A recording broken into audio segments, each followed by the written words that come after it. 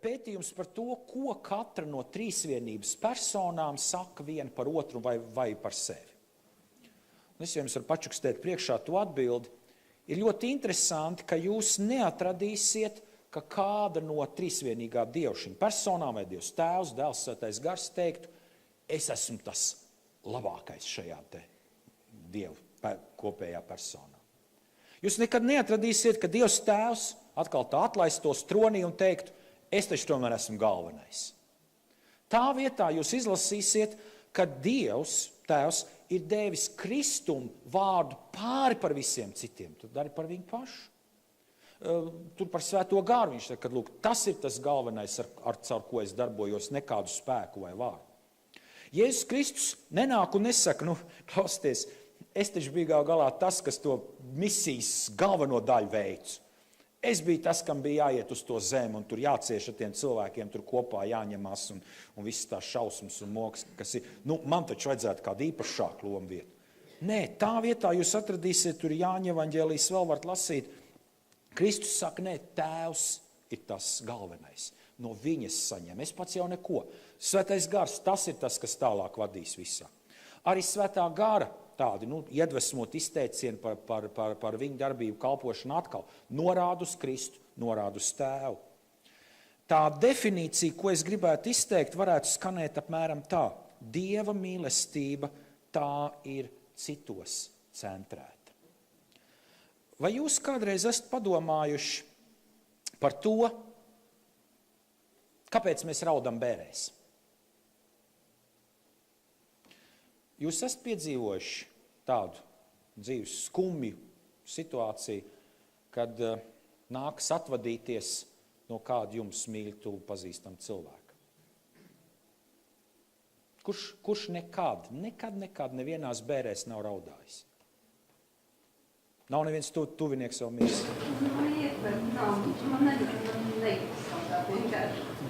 Ļoti interesanti. Labi, es vēlāk pajautāšu, kāpēc parunāsim par to. Labi, tagad jautājums tiem pārējiem, kur raud arī man ieskaitot. Ja? Kāpēc mēs raudām mūsu tuvinieku bērēs? Vai tiešām mēs domājam, vai šis nabaga mironītis, gan viņam ir vienreiz ziepes. Tur būs augsts un slapšs un mitrs, un vēl tie tārpi tagad sāks līst klāt. Jeb, vai man dieniņ, pat jau viņš droši vien sāks degtais elles liesmās un cepties tur tais piķi katlos. Godīgi atzīsimies, vai kāds no mums, es saprotu, ka mazliet melnais humors sanāca, bet vai kāds no mums raudām mūsu tuvinieku bērēs šo vai citu līdzīgu iemeslu dēļ? Nē. Okay. Visi esam normāli, ja klātsošie, visi saka nē. Tad kāpēc tad?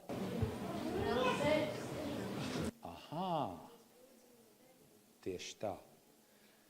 Tas, kas ir interesanti, pat mūsu šīs zemes, ko mēs cilvēki, mūsu savstarpējās attiecībās, ko saucam par mīlestību, tā sākās vispirms ar mums pašiem. Tā ir egoistiska.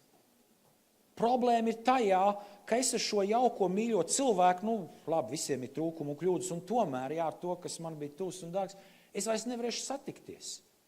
Es esmu no viņa šķirts.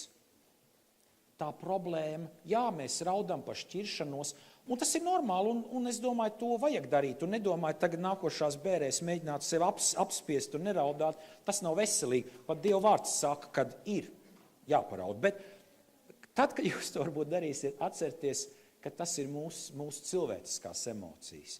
Mūsu mīlestība, kas sākas no mums pašiem. Skumjas par šķiršanos, skumjas par zaudētām attiecībām. Mūsu mīlestība ļoti bieži tomēr sākas kā egoistiska mīlestība. Turpretīm pamatā dievišķai mīlestībai, kā jau es teicu, ir šī citos centrētība. Tas nozīmē, kad dievišķās mīlestības pamatprincips ir tas, ka visa uzmanība, visa enerģija tiek veltīta nevis vispirms sev un tad mazliet pārējiem, bet vispirms tā tiek adresēta uz citiem. Tieši to jau var dara Dievs. Viņš upurē sevi savu radījumu dēļ. Un nevis tāpēc, ka pēc garām debatēm un juridiskiem strīdiem nevarēja citādāk tur debesīs to lietu atrisināt, kādam tur tas sots par to grēku ir jāsaņem, tie sitieni ir jāuzņemās. Protams, ir daļa taisnības ar tajā teoloģiskajā skatījumā par Kristu kā izpircēju. Protams, es negribu arī to noliegt. Un tomēr man tā šķiet, es tā ticu un saprotu, ka Dievam rīkoties tā bija vienkārši dabiski, jo viņš tāds ir. Viņš mūs mīlē tik ļoti, ka viņš nedomā par savu tomēr stāvokli, iespējām, problēmām, bet viņš ir gatavs uzreiz. Es pat personīgi tā iztēlojos, ka tur nebija pat ne sekundes simtdaļa pārdomu debesīs par to, kad ir jāiet un cilvēki ir jāglābi no tās grēku purva bezdibeņa, kā mēs to nosaukt, kurā cilvēks ir iekritusi. Dieva mīlestība, tas ir pievērst uzmanību vispirms citiem. Visa uzmanība, rūpes, arī šī mīlestība, maigums, tas viss tiek adresēts citiem, jo dievišķā mīlestība ir vienkārši tāda. Bet ko tad kāds tam sakars ar mums īsti ir? Es ticu un redzu, lasot Dievu vārdu Bībeli, ka Dieva lielais plāns, kāds tas bija pašā sākumā, uz ko Dievs grib visu atkal atrisināt, ir viņa līdzība mūsos. Tad, kad mēs izlasām pašā Bībeles sākumā, ka tur Dievs mūs radīja pēc savu tēlu un līdzības, tad reizēm mums liekas, ka Dievam arī droši vien ir 2 kājas, 2 rokas, deguns, un kā tie laikam bija bārdainie mākslinieki, kur zīmēja Dievu tēvu ar pamatīgu bārdu, sēžam tur debesīs. Var jau būt, es nezinu, Bībelē gan saka, Dievs ir gars, un to neviens nav redzējis, un nevaram pat iedomāties, kāds viņš ir. Es personīgi atkal jāsaka, mans tāds redzējums, jeb sapratni par Dievu vārdu ir tas, ka Dievs mūs radīja savā līdzībā, tas ir spējīgus mīlēt. Un pat mīlēt ne tikai ar to mazliet egoistiskās nokrāsas mīlestību, bet arī spējīgus mīlēt ar šo dievišķo mīlestību. Ar šo koncentrēšanos vispirms uz citu vajadzībām un pēc tam uz savējām. Dievs vēlās mūsos to atjaunot. Un viņš mūs aicina, lai to darbu, ko viņš caur svēto garu pie katra no mums ir iesācis, lai mēs to ļaujam pabeigt. Tāpēc arī Dievs mūs aicina ļauties viņa pārveidojošam svētā gara spēkam, lai mūs pārveidotu viņa līdzībā, lai mūs pārveidotu patiesi mīlošus.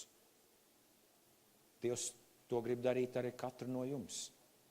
Viņš pat šajā vakarā izmantoja manu nevarību un kāds es esmu, lai caur tiem varbūt pat tādiem vienkāršiem, neizteiksmīgiem, nevērtiem vārdiem un tomēr pieklauvētu pie katra no mūsu sirds, lai atgādinātu šīs Dieva lielākās ilgas mūs darīt laimīgus. Jo Dievs mūs radīja. Un viņš zina, ka patiesībā vislaimīgākie mēs būsim tādi, kad mēs būsim tādi, kādus viņš mūs iecerēja, radīja un veidoja. Ar mīlestību, kuri domā vispirms par pārējiem un tikai pēc tam paši par sevi. Jāņa evaņģēlija 15. nodaļā mēs lasām tieši Kristus vārdus. Viņš saka, ar to mans tēvs ir godā celts, ka jūs nesat daudz augļu un topat par maniem mācekļiem. Kā tēvs man ir mīlējis, tā es jūs esmu mīlējis. Palieciet manā mīlestībā. To es uz jums esmu runājis, lai mans prieks mājot jūsos, un jūsu prieks būtu pilnīgs. Tas ir mans bauslis, lai jūs citu mīlat, kā es jūs esmu mīlējis. Vai jūs gribat atsaukties šim Dieva aicinājumam? Kurš grib? Lūksim Dievu. Varenais un mūžīgais debesu Dievs, Tev, lai ir slava, gods un pateicība. Tu redzi mūs katru, kādu mēs esam. Un tu redzi, cik ļoti mums ir arī skumji un žēl, ka mēs tik bieži esam vairāk egoistiski noskaņoti. Un tāpēc mēs no visas sirds šajā vakarā tev lūdzam, Dievs, pieskaries mums, pieskaries mūsu dzīvēm. Lai patiesi tev ir tā centrālā vieta mūsu dzīvēs. Lai tu mūs pārveidotu tādus, kā tu mūs iecerēji, kādus tu cilvēkus radīji. Lielais Dievs, mēs lūdzam, lai tavs svētais gars to īpašo darbu, ko pie mums ir iesācis, var pabeigt līdz tavai atnākšanai. Un lai jau šeit virs zemes mēs piedzīvotu prieku un laimu un mieru, esot tev līdzīgiem, bet pār par visu, lai tur debesu valstībā, kad mēs būsim visi kopā, mēs patiesi varam būt tādi kā tu. Vēlreiz, lai par visu tev ir slava, gods un pateicība. Mēs to lūdzam Jēzus Kristus vārdā. Āmen.